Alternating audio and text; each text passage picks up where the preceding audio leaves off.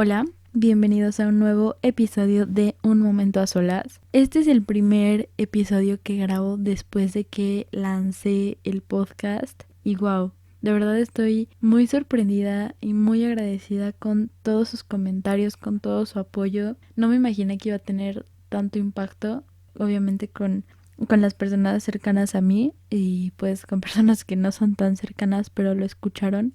Y wow, de verdad estoy gratamente sorprendida con la respuesta. Empezó como un hobby para poder expresarme, para comunicarme y de verdad me alegra demasiado saber que con 2 capítulos que llevamos, con 2 episodios del podcast que se han subido, ya hemos ayudado a personas, que ya más personas se han sentido identificadas con lo que he platicado. Y eso de verdad que me llena de ilusión y de fuerza y de responsabilidad y más que nada confianza para seguir grabando episodios de este podcast. Así que de verdad muchas gracias.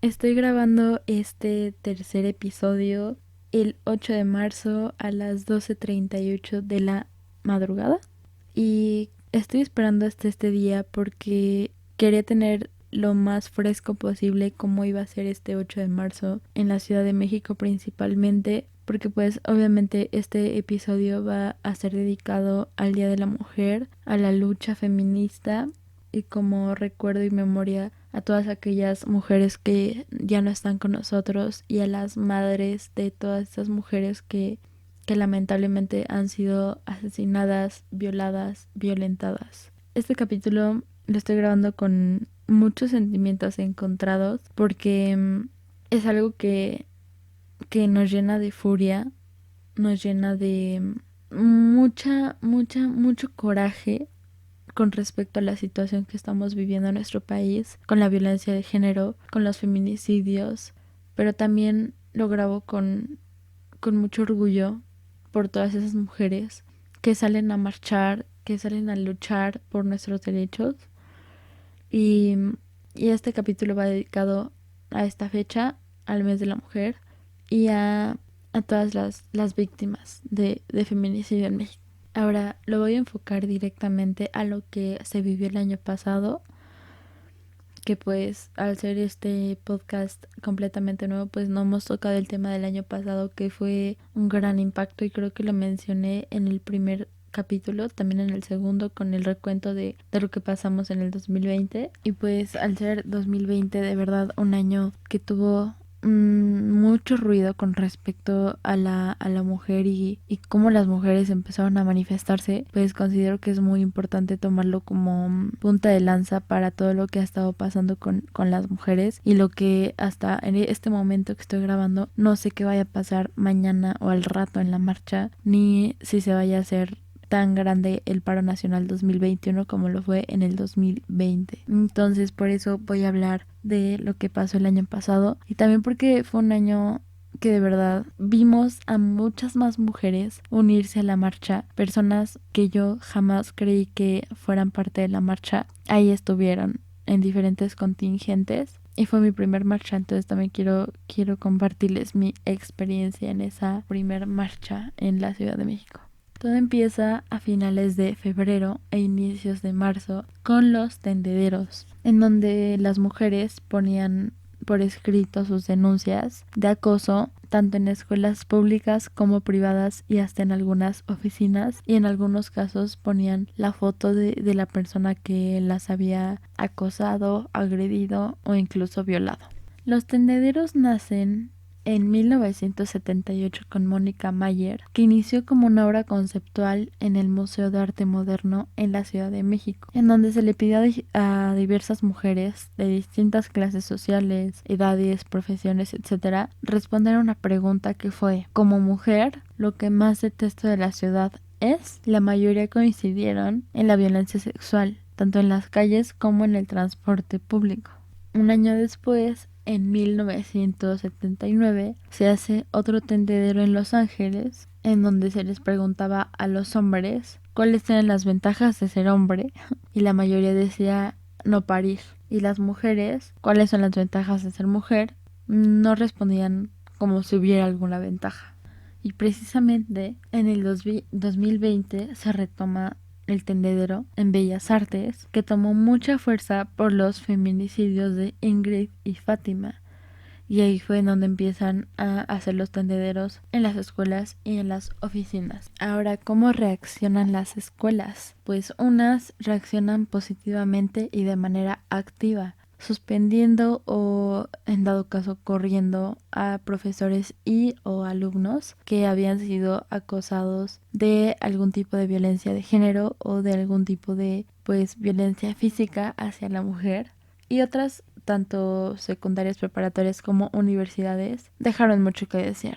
No solo quitaron los tendederos, los carteles los tiraban, sino que encubrían a los profesores que habían, sido acosados de violencia de género o de algún tipo de acoso sexual.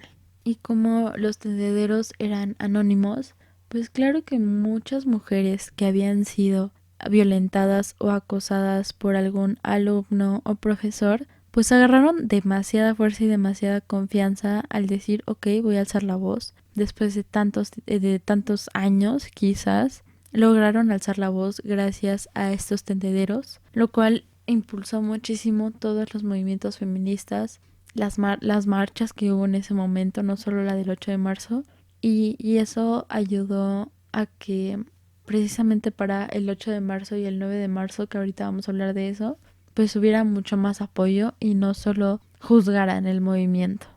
Ahora hablemos de la marcha del 8 de marzo. Alrededor de 80,000 asistentes del Monumento de la Revolución al Zócalo de la Ciudad de México. Fue la marcha más grande por todo el movimiento que hubo anteriormente, las semanas anteriores desde los tendederos, la indignación y la rabia por específicamente los casos de Fátima e Ingrid, que fueron los que desataron todos estos movimientos, estos tendederos, toda esta furia de las mujeres que atrajeron a más mujeres a que lucharan por sus derechos, a que alzaran la voz, logró que esta marcha fuera la más grande de la historia en cuanto al Día de la Mujer. Y esa fue mi primer marcha del 8 de marzo. Y tengo varias cosas que decir al respecto. La energía que se siente al estar rodeada de mujeres luchando y gritando por sus derechos no tiene manera de describirlo. De verdad es una cosa impresionante que me llena de orgullo. Al mismo momento me llenaba de furia de ver a esas madres hasta adelante que habían perdido a sus hijas por motivo de feminicidio. Es algo que te contagia y te contagia de ese dolor, de ese enojo, de ese coraje y también la valentía por alzar la voz y por luchar y no cansarse de luchar. Y créanme que el hecho de ir al centro de la Ciudad de México para mí siempre me daba mucho miedo, no solo por miedo a que te asaltaran, sino por obviamente miedo a que te acosaran. Y nunca me había sentido tan segura en las calles del centro de la Ciudad de México más que ese día. Estar rodeada de mujeres, neta, con esa fuerza, no te da miedo, te llena de fortaleza y de coraje. Y el hecho de escuchar todas las consignas feministas también te llena de una energía impresionante. No te sientes para nada abrumada. Ahora también mencionando al bloque negro, que son las mujeres encapuchadas, que son las que golpean todas las paredes, las que tiraban las vallas. Esas mujeres nos cuidaban a las demás, a las que no hacíamos eso, ellas nos cuidaban a nosotras. Hubo un momento en el que lanzaron gas lacrimógeno los policías y ellas fueron las que nos ayudaban, nos gritaban desde adelante, corran o cualquier cosa cuando veían que nos estaban aventando el gas. Ellas eran las que nos cuidaban, no había para nada que tenerles ningún miedo. Y ahora yo sé que hay mucha gente que no está de acuerdo con que pinten las paredes, con que destrocen las paredes, pero yo aquí de verdad me hago una pregunta muy, muy cañona. ¿Les importan más de verdad unas paredes que las 11 mujeres asesinadas diariamente? No creo que una pared valga más que la vida de una mujer. A esa marcha recuerdo que fueron muchas amigas de mi mamá, amigas que pues obviamente están súper en contra de todo esto de rayar monumentos, pero aún así estuvieron ahí. y estuvieron gritando y estuvieron también luchando por los derechos por los que hemos estado luchando tantos años. Y es impresionante que hubo tanta gente que, aunque no estuvo de acuerdo en varias cosas que se hacen durante la marcha, ahí estuvieron y se respetaban entre sí y se cuidaban entre sí, que es lo más importante.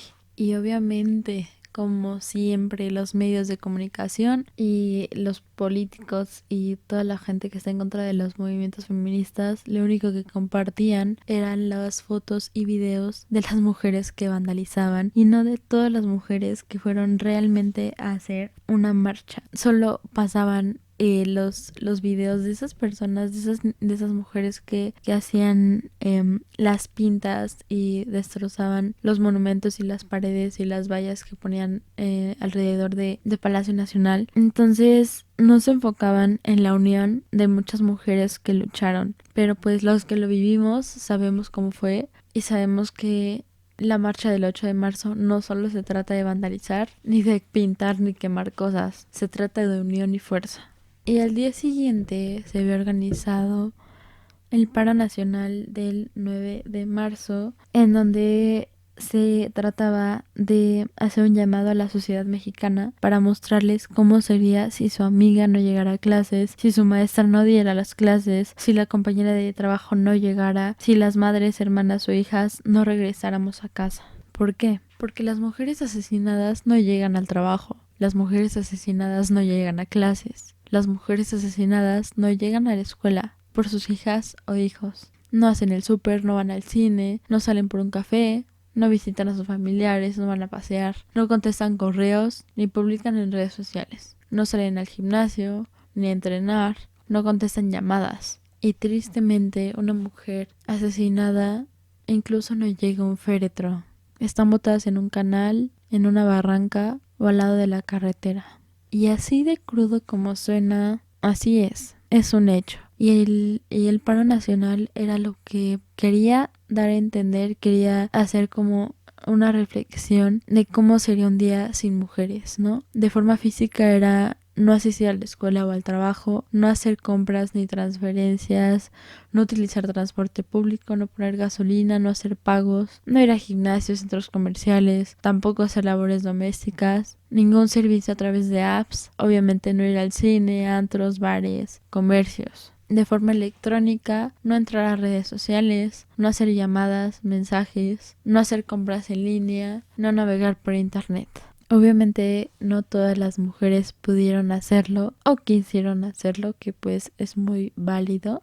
¿Cuál fue la reacción de las escuelas? Pues bueno, muchas se pronunciaron a favor de manera pública, pero internamente suspendieron clases de forma general cuando ese no era el punto. No se trataba de suspender clases de forma general, se trataba de que las mujeres no tuvieran ninguna falta por eso, que no les pusieran falta en sus clases, que no tuvieran como inconveniente con los profesores por esa razón. Y en los trabajos, obviamente, no faltaron los jefes que amenazaban a las mujeres con que si faltaban se les descontaba el día o las corrieran. Y hubo muchas mujeres que fueron despedidas por haber faltado el 9 de marzo. El paro no fue un puente, no fue un día de descanso, el paro fue un día de reflexión y pues se espera que para este año sea lo mismo. No han habido pronunciaciones al respecto tan fuertes como el 2020, porque como seguimos en pandemia, seguimos en home office, seguimos en clases en línea, pues no se han pronunciado ni las escuelas ni las oficinas al respecto. Se ha hecho la invitación, se ha hecho en redes sociales el anuncio de que va a haber un paro nacional nuevamente, pero pues no ha agarrado la fuerza que tuvo el año pasado.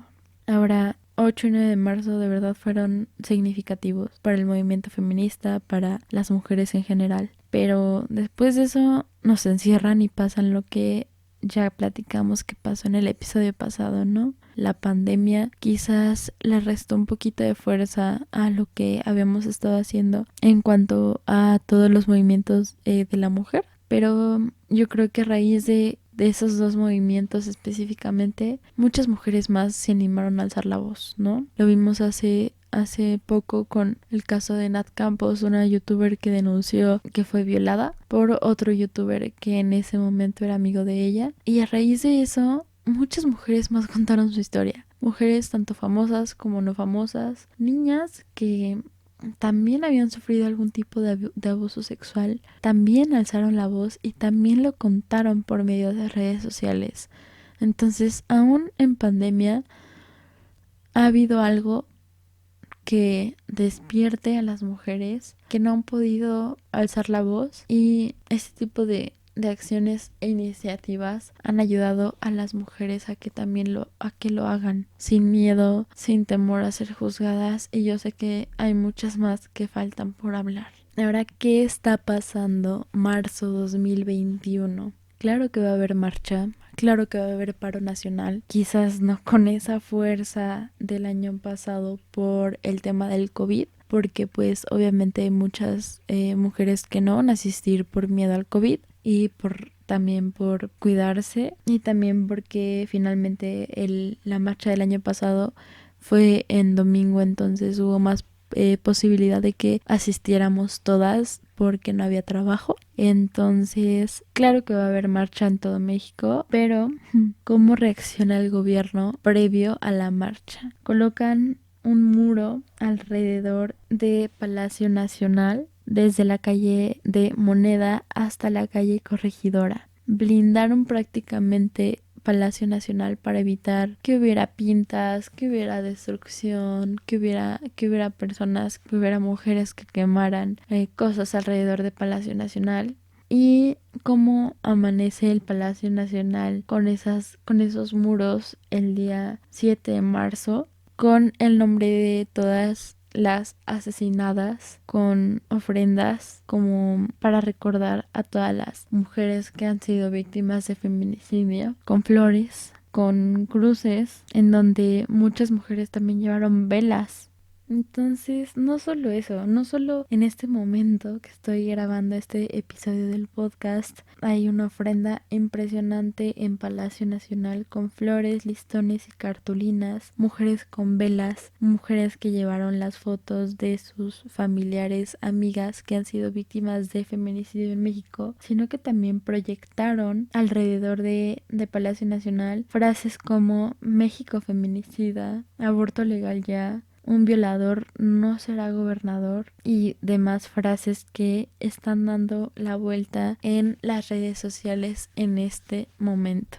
Y como les digo, este episodio lo estoy grabando a las 2 de la mañana, casi que ya son ahorita del 8 de marzo, y sé que van a pasar muchas cosas en la marcha y van a pasar muchas cosas en el paro nacional, y pues tengo planeados muchos capítulos con respecto a temas dirigidos específicamente de la mujer. Entonces solo les estoy dando antecedentes de lo que vaya a pasar en la marcha de este año. ¿Por qué le hago mucho énfasis a lo que es la marcha y lo que es el paro nacional? Porque son acciones que están haciendo las mujeres, que estamos haciendo las mujeres. Y sé que mucha gente, muchos hombres e incluso mismas mujeres no dejan de criticar.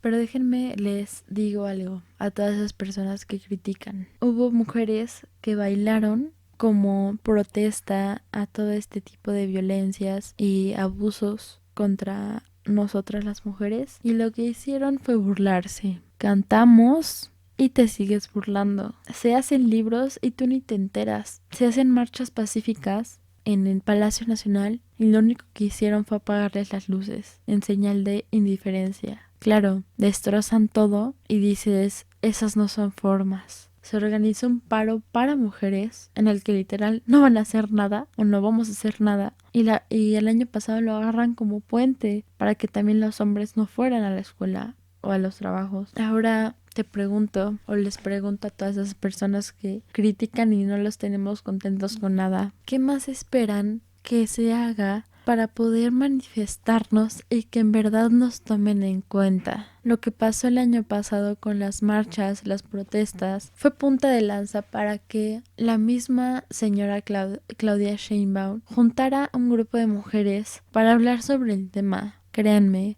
que las protestas sean pacíficas o no, mientras más grandes sean, más impacto tienen y obviamente más nos toman en cuenta. Así que si no van a hacer nada para visibilizar todo este tipo de problemas, no critiquen. Y recordemos que la lucha no debe ser solo un 8 o un 9 de marzo, que la lucha continúe en nuestras acciones diarias, en nuestra deconstrucción, en el hecho de ya no darnos la espalda como mujeres, ya no hacer cosas que, híjole, dañen la integridad entre nosotras. No competir, sino apoyarnos y de verdad evitar hacer lo que no nos gusta que nos hagan, porque tenemos suficiente con las agresiones que vivimos día a día como para entre nosotras hacernos más daño. Entonces, bueno, esto fue todo por el capítulo de hoy. Espero que les haya gustado, espero que hayan aprendido un poquito más y hayan visto una perspectiva diferente de lo que se ha vivido con estos movimientos en pro de la mujer. Una vez más, les agradezco por todo su apoyo. De verdad que estoy muy, muy, muy agradecida y muy motivada a seguir con Un Momento a Solas. Recuerden que nos escuchamos todos los miércoles con un nuevo episodio del podcast Un Momento a Solas en Spotify, Mariana a la Mexicana en YouTube. Podemos interactuar por medio de mi Instagram también, que es marianitahn, y también nos podemos escuchar todos los viernes en Rocoleando y Acambay Tour. Gracias por estar aquí una vez más y nos escuchamos la próxima semana.